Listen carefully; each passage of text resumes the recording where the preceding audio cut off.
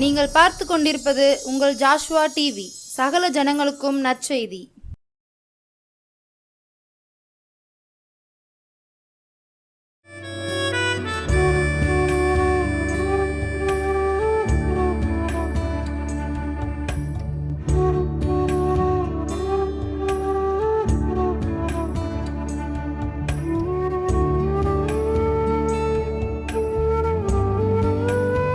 கிறிஸ்துவுக்குள் பிரியமான நம்முடைய ஜாஸ்வாட்டி நேயர்கள் அனைவருக்கும் இயேசு கிறிஸ்து நாமத்தினாலே இந்த 3வது மாதத்திற்கான வாழ்த்துக்களையும் வணக்கத்தை நாங்கள் தெரிவித்துக் கொள்கிறோம். கர்த்தர் குறிப்பாக இந்த நல்ல ஒரு புதியதொரு மாதத்தை கர்த்தர் காண கிருபை செய்தார். இந்த புதிய மாதத்திலும் பரிசுத்த ஆவியானவர் நம்மளோடு கூட பேசுவாராக. ஒரு நிமிடம் கண்களை மூடி நாம் ஜெபிப்போம். நல்ல தகப்பனே உமக்கு நன்றி, பரிசுத்த ஆவியானவரே உமக்கு நன்றி. இந்த 3வது மாதம் மார்ச் மாதத்தில் இயேசப்பா, இது முதல் நாள், முதல் ஞாயிற்றுக்கிழமை, முதல் பரிசுத்தமான ஓய்வு நாள். இந்த மாலை நேரத்தில் ஆண்டவரே உம்முடைய வார்த்தை கேட்பதற்காக உட்கார்ந்திருக்கிற நாங்கள் அப்பா, எங்களோடு கூட பரிசுத்த ஆவியானவர் பேசுவீராக. அப்பா, நீர் எங்களோடு கூட இடைபடுவீராக. பேசுகிற தேவனாகிய கர்த்தர் நீர் பேசி ஒவ்வொரு இருதயத்திற்கு தேவையான நல்ல வார்த்தைகளை கர்த்தர் கொடுப்பீராக. மீட்பர் இயேசு மூலம் ஜெபிக்கிறோம் நல்ல பிதாவே, ஆமேன்.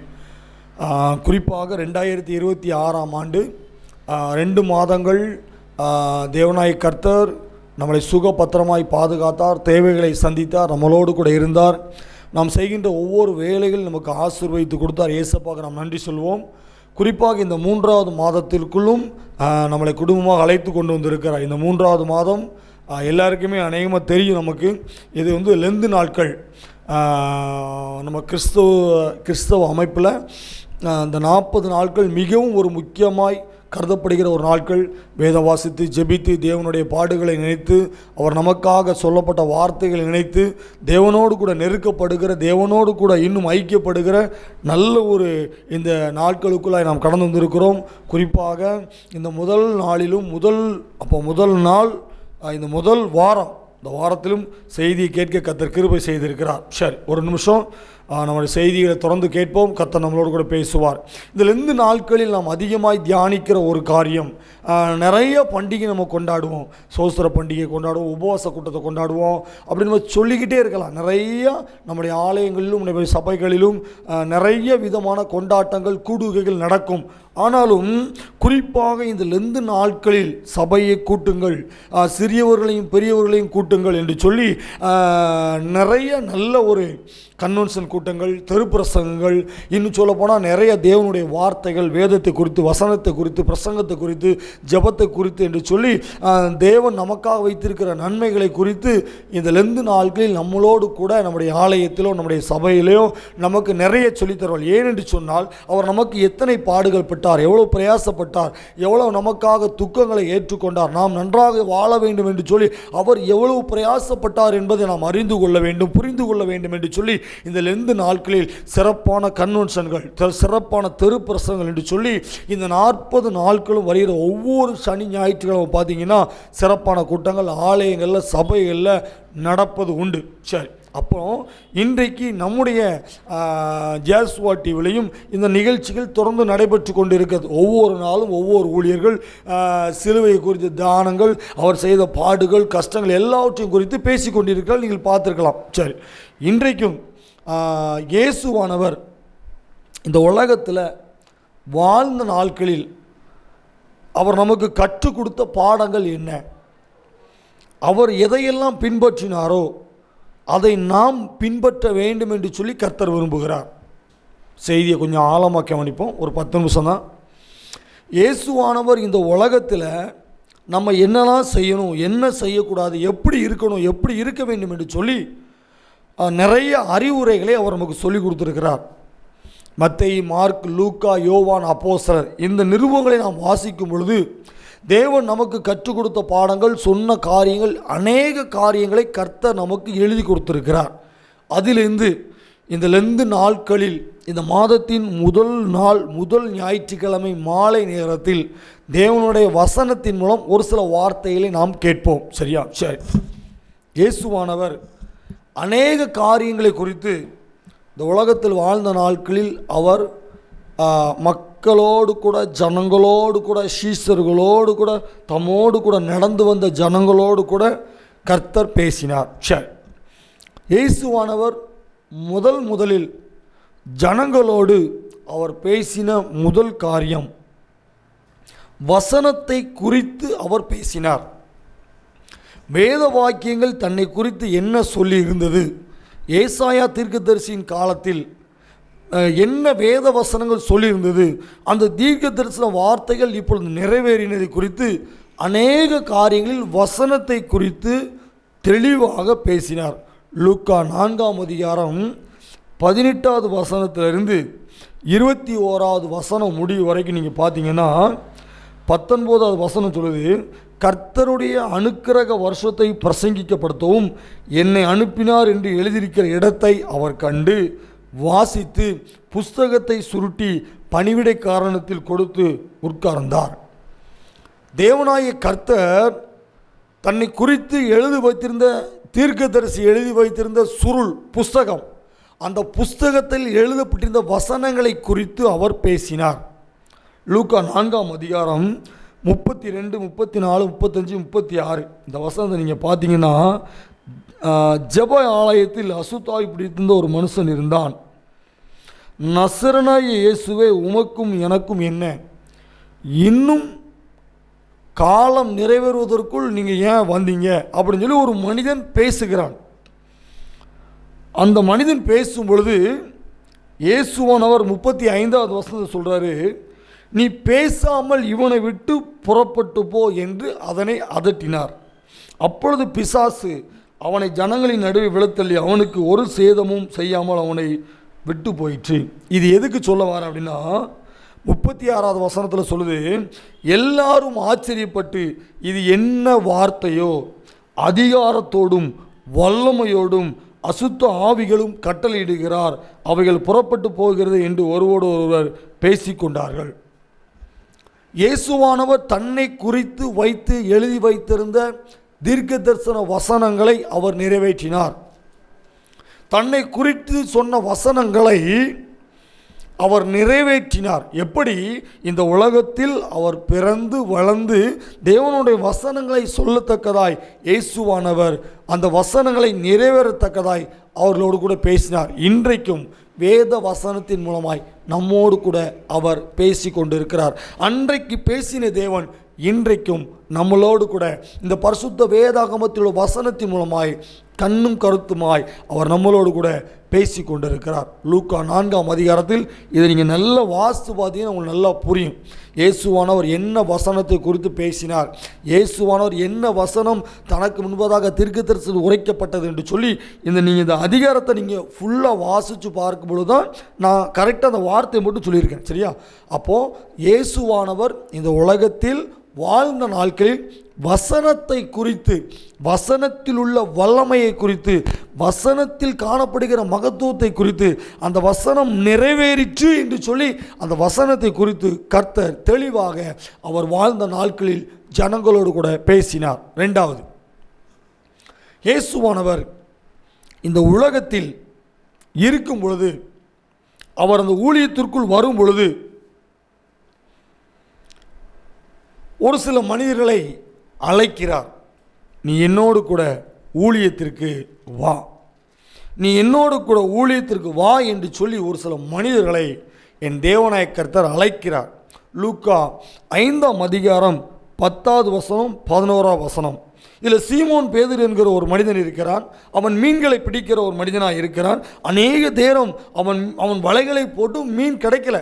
ஆனாலும் தேவனை கர்த்தர் சொல்லுகிறார். தேவன் சொன்ன வார்த்தைக்கு பேதுரு கீழ்ப்பிடிந்து அந்த வலையை போடுகிறான். திரளான மீன்கள் அதில் நினைச்சது அகப்படுது. உதவிக்கு ஒரு சில மனிதர்களை கூப்பிட்டு வந்து அந்த வலையை இழுக்கிறான். அந்த வரும்போது அந்த 8வது வசனம் சொல்லுது, சீமோன் பேதுரு அதை கண்டு இயேசுவின் பாதத்தில் விழுந்து, ஆண்டவரே, நான் பாவியான மனுஷன், நீர் என்னை விட்டு போக வேண்டும் என்று சொன்னான். 10வது வசனத்தில் ஆண்டவர் மறுபடியும் பேசுகிறாரு, பயப்படாதே, இது முதல் நீ மனுஷனை பிடிக்கிறவனாய் இருப்பாய் என்றார்.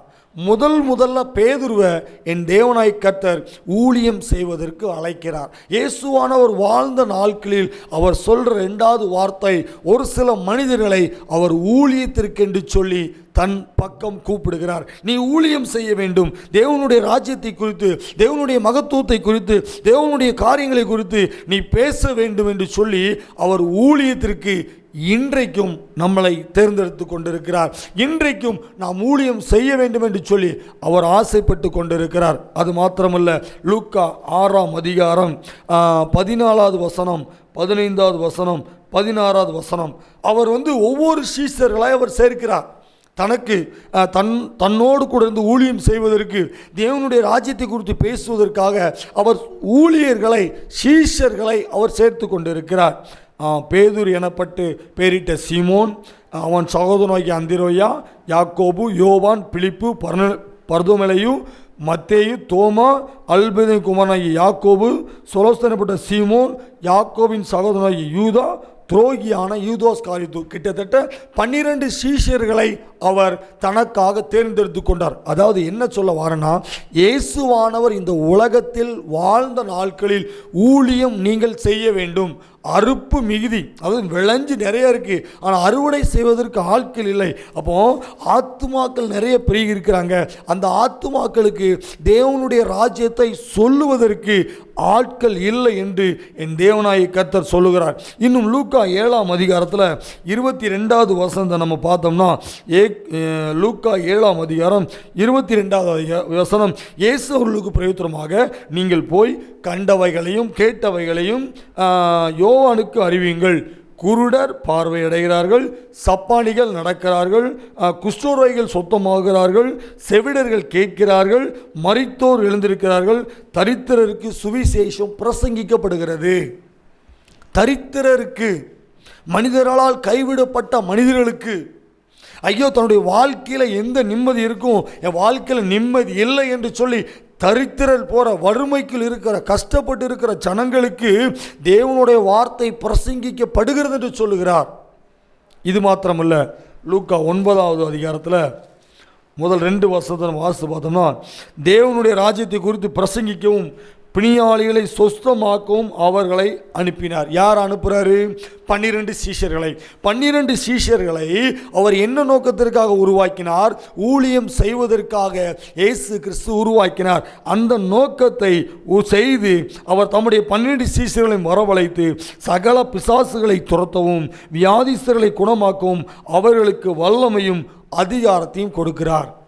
இன்றைக்கு உங்களையும் என்னையும் என் தேவனாய் கர்த்தர் ஊழியம் செய்ய வேண்டும் என்று சொல்லி அழைக்கிறார்.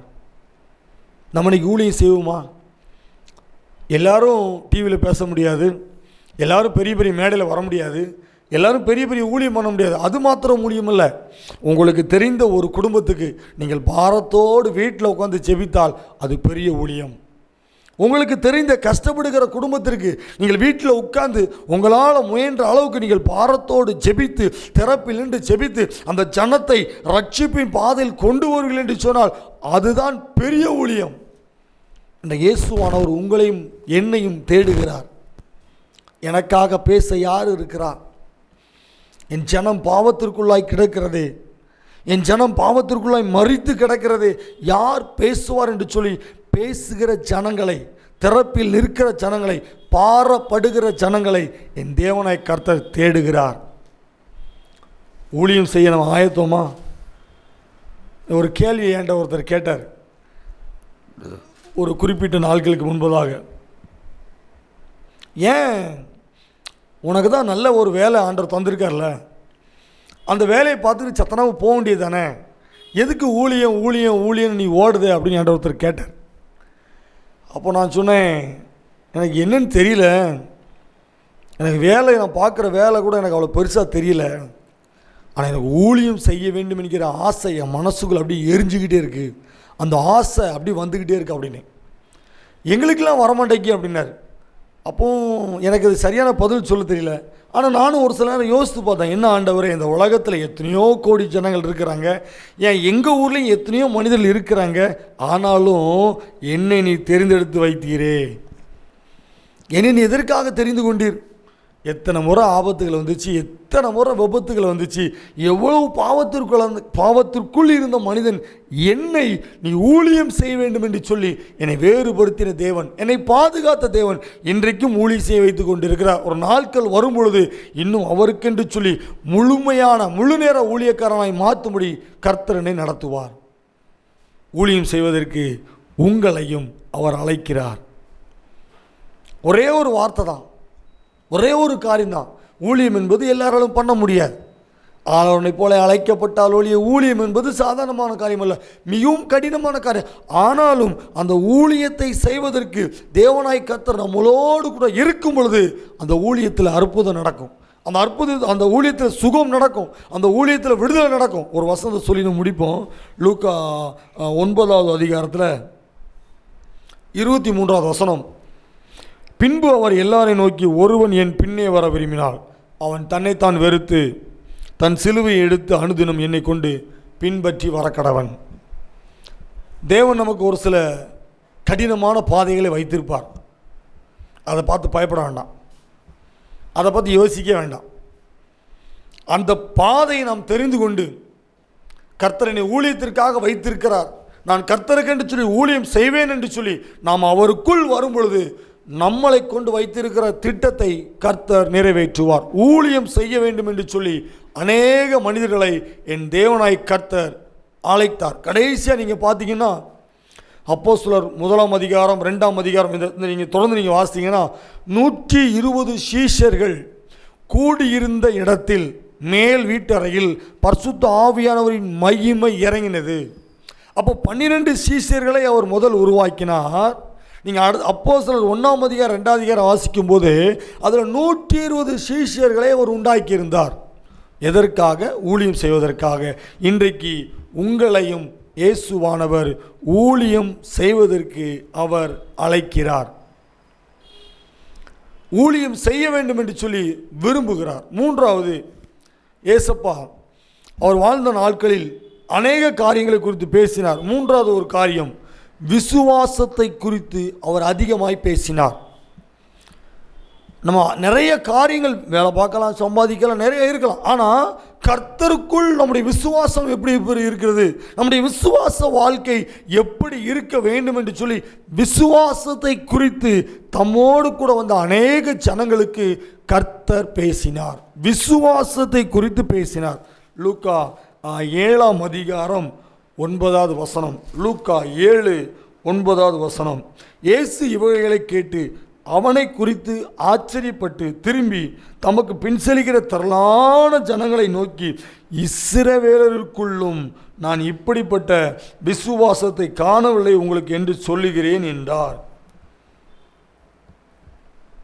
இதில் பார்த்தீங்கன்னா அப்போஸ்தலர் லூக்கா 7ஆம் அதிகாரம் 1வது வசனத்திலிருந்து 100க்கு அதிபதியாகிய ஒரு பெரிய பணக்காரன், ஒருத்தர் ஒரு வேலைக்காரன் வாடினா வாரம், ஒரு வேலைக்காரன் போனா போமா, அவ்வளோ பெரிய ஒரு பணக்கார ஒரு மனிதன், அவனுக்குள் அந்த குடும்பத்திற்குள் ஒரு பிரச்சனை வருகிறது.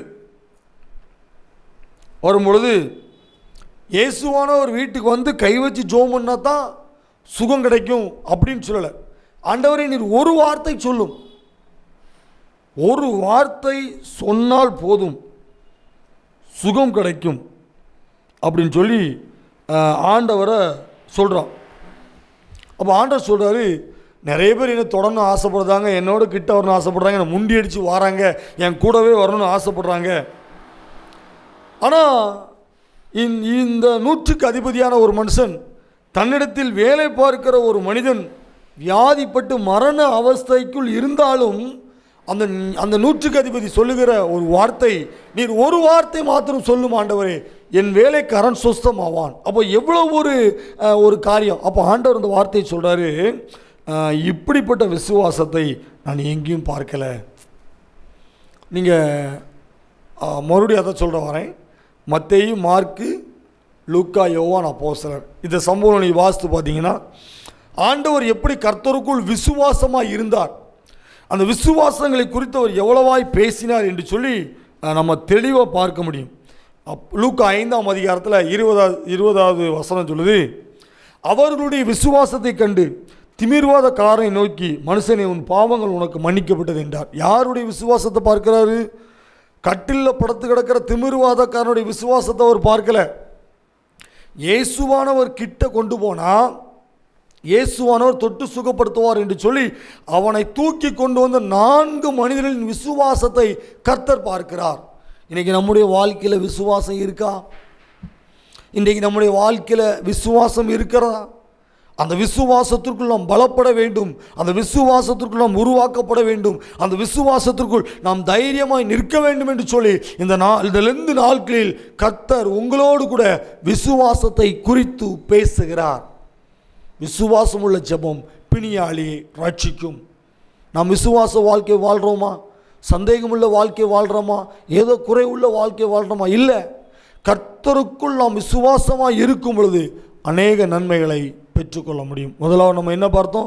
இயேசுவானவர் இந்த உலகத்தில் வாழ்ந்த நாட்களில் வசனத்தை குறித்து அவர் தெளிவாக பேசினார்.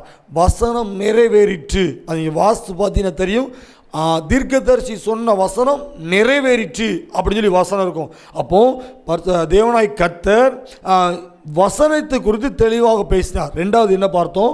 ஊழியம் செய்ய வேண்டும் என்று சொல்லி அவர் தமக்கு தேர்ந்தெடுத்த மனிதர்களை தேவனுடைய பரலோக ராஜ்யத்திற்கு என்று சொல்லி ஊழியம் செய்வதற்காக ஏற்படுத்தி ஆயத்தப்படுத்தி உருவாக்கினார். மூன்றாவது என்ன பார்த்தோம்? விசுவாசத்தை குறித்து அவர் அநேக இடங்களில் பேசியிருப்பார். விசுவாசம் விசுவாசம் விசுவாசம். இந்த விசுவாசமே உலகத்தை ஜெயிக்கிற ஜெயம்.